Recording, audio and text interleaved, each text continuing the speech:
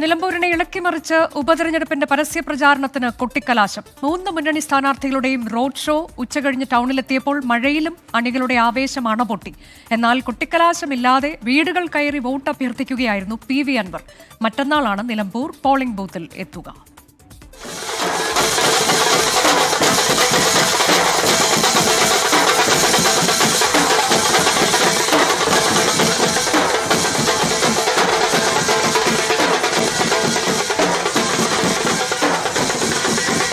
വർഷങ്ങൾക്ക് ശേഷം പാർട്ടി ചിഹ്നത്തിൽ M സ്വരാജ് എന്ന LDF സ്ഥാനാർത്ഥി.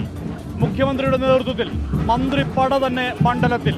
ഒരൊറ്റ വോട്ടും ചോരില്ലെന്ന ആത്മവിശ്വാസമുണ്ട് LDF-ന്.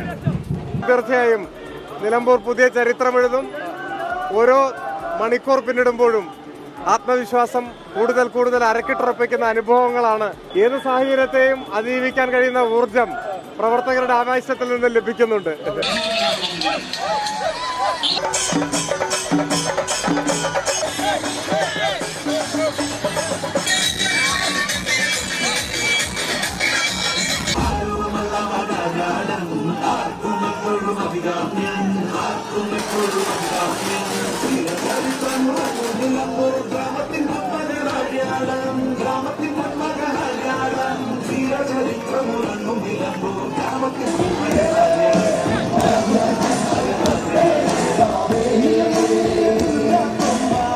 ആര്യാടൻ മുഹമ്മദിന്റെ കോട്ട തിരികെ പിടിക്കാമെന്ന ആത്മവിശ്വാസത്തിലാണ് UDF. ഒറ്റക്കെട്ടായുള്ള പ്രചരണം, പ്രിയങ്കയുടെ വരവ്, ഭരണവിരുദ്ധ വികാരം 10,000 വോട്ടിന് ഭൂരിപക്ഷം നൽകുമെന്ന പ്രതീക്ഷയാണ് UDF-ന്. ഒരു വലിയ ചരിത്ര വിജയം തന്നെ ഉണ്ടാകുമെന്നതിന്റെ വ്യക്തമായ തെളിവുകളാണ്.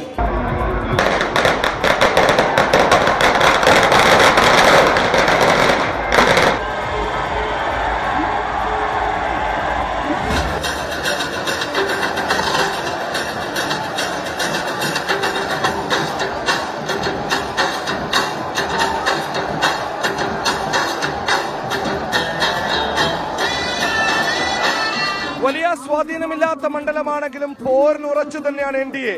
പുതിയ അധ്യക്ഷന്റെ കീഴിലുള്ള ആദ്യ തെരഞ്ഞെടുപ്പ്.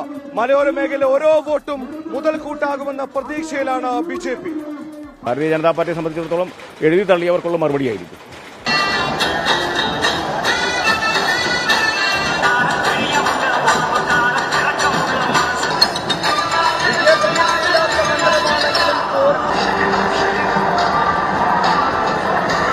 എന്റെ ബാക്കിൽ ക്യാമറക്കാരുണ്ട്.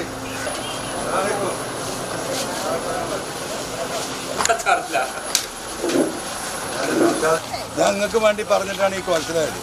ഇപ്പൊ ചോര തുപ്പിട് അത് കൂടിയ ബാക്കിയുള്ളൂ. CPIM-നും മുഖ്യമന്ത്രിക്കും എതിരെ തുടങ്ങിയ യുദ്ധം, പിന്നെ തനിച്ചുള്ള പോരാട്ടം. തനിച്ചുള്ള പടവട്ടിൽ നിലമ്പൂർ കടക്കുമോ PV അൻവറിന്റെ അവകാശവാദങ്ങൾ. കൊട്ടിക്കലാശമില്ലാതെ വീടുകൾ കയറിയായിരുന്നു PV അൻവറിന്റെ പ്രചാരണം. ഇനി ഞാൻ ഒരുപാട് വെപ്രാളപ്പെടേണ്ട കാര്യമൊന്നുമില്ല. എനിക്കിനി കുറേ ആളുകളെ കാണാനും വോട്ട് പറയാനൊക്കെ ഉണ്ട്. ഞാൻ അതിലേക്ക് നീങ്ങാണ്. ചാലിയാറിനോളം പരപ്പും തേക്കിനോളം കാതലുമുള്ളതാണ് നിലമ്പൂരിൽ പിന്നിട്ട 25 നാളത്തെ തിരഞ്ഞെടുപ്പ് പ്രചരണം. ഇന്ന് കൊട്ടിക്കലാശമായി. വിവാദങ്ങൾ അനവധി, ചടുല രാഷ്ട്രീയ നീക്കങ്ങൾ വേറെയും. ഇനി നിലമ്പൂരിൽ ജനവിധിക്കായുള്ള കാത്തിരിപ്പാണ്. ടീം 24 നിലമ്പൂർ.